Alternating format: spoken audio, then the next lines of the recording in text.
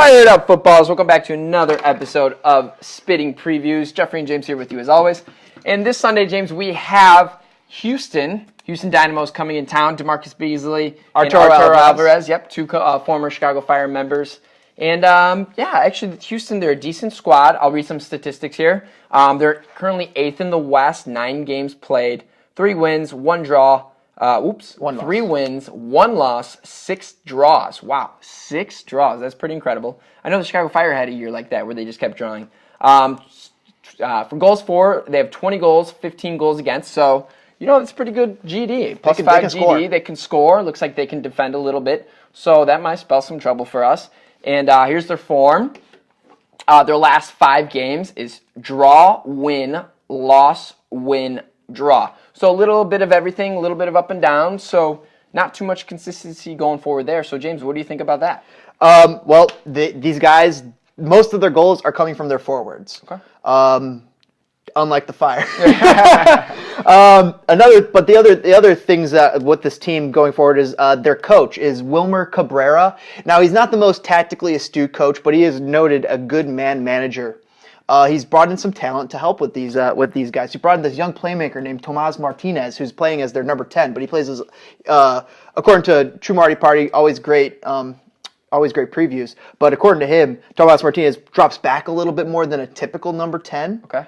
And actually tries to get the ball and then spring the attack, rather than because deep line. Yeah, they play a 4-2-3-1, and he's their middle of the 3 right there. Mm-hmm. So the other knocks that they have against them is that they have some mental mistakes when it comes to defending set pieces. Mm-hmm. When games are tight or nearing the end of the game, really, they are known to fade.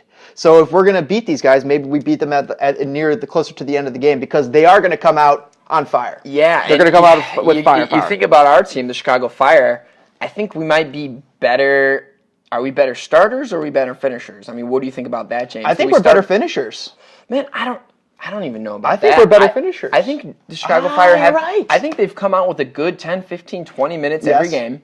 And then after that, it could go any direction. It can go anyway. Level off, it can go up, it can drop. So, but I would like to say the first 15, 20 minutes of games are generally okay. I know there was a couple in the first... a couple games in the beginning of the year where, it did not go well in the first 20 minutes. But I would say, generally speaking, I think the Fire do okay in the beginning.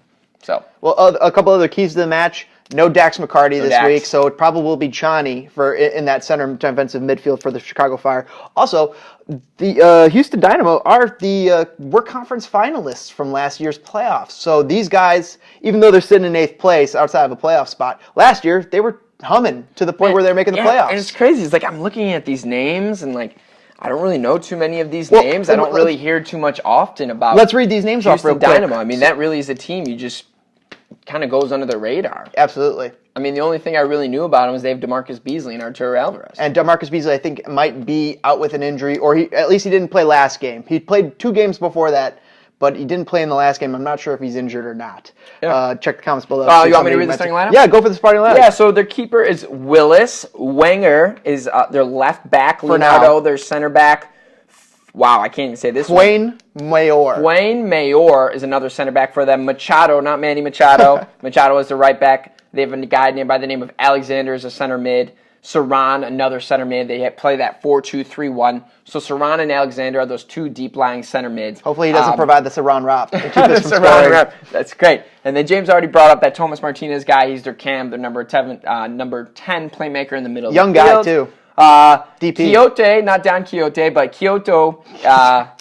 Kyoto is their left winger. Then they also have Albert Ellis. Wow, I'm struggling here. And then Manotas. Seriously, I don't know. I don't know these guys. I'll tell you this. Their offense has a couple names that I know. Kyoto and Albert Ellis. Those guys are fast and can score.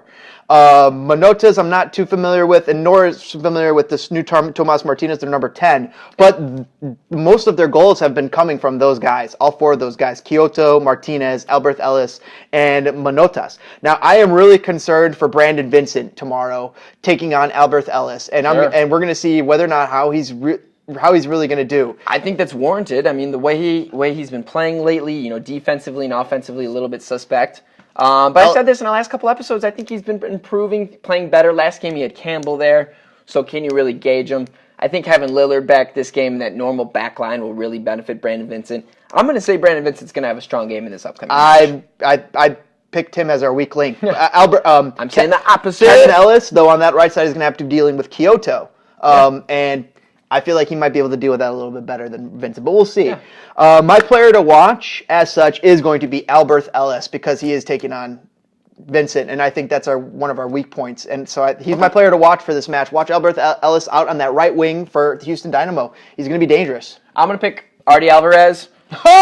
Surprise, surprise. He won't even start. I know he's not starting, but he has been working in. He's a rotational sub, so hopefully we see Artie. And, it's funny we bring up Artie. I would take him on our roster right now. I think he would help. I mean, maybe he would still be a role player here, too. Yeah, he'd be a role player. But he'd have a role to fill. But when you don't have any wingers.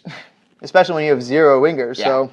But anyways, so that's your guy. That's my guy. Yeah, that's about it. Oh, our predictions.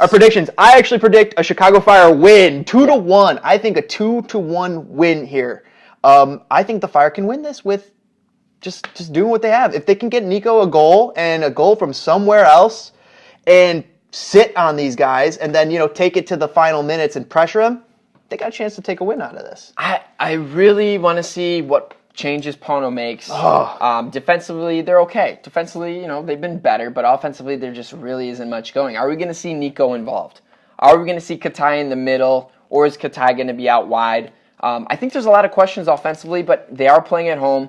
They're due for a win. This is a winnable game, even though they do have some quality. I'm going to say the Chicago Fire win this 2-0, and I've been saying this for a couple games in a row. Nico is due. Nico is due. I'm going for a Nico brace. I'm really, really, really hoping to see Alexander Katai play a little bit more wide. Hopefully no Collier. I want Katai wide. I don't want Collier there because I think those two guys get in Nico's way. So I'm hoping to get Nico a little bit involved. And, maybe Chicago Fire, they should be winning these games. They should be winning these games at home, even though Dax isn't there. They have Mo. Mo can fill in. They still have Basti, so they Basti should be back. Yeah, they have Chani. So if they're going to take a lump or take a loss of an important person, center mid is, a position where that they can fill in. Now, Matt Polster, Drew Connor, Kevin Ellis has been filling in well, but, is that sustainable? It has been so far, but offensively, we depended on Matt so much for going forward. So, is it sustainable over a season when we're not getting that creativity anymore? One last thought that you jogged my memory is you're talking about Pano's changes and how he also has to make changes. Pano has been making lots of changes, game to game, game in and game out. Where the difference is Wilmer Cabrera doesn't. He basically has a rigid lineup of a 4-2-3-1, runs it out every game. If he needs a different player, he doesn't really change much. He just puts that player in that spot.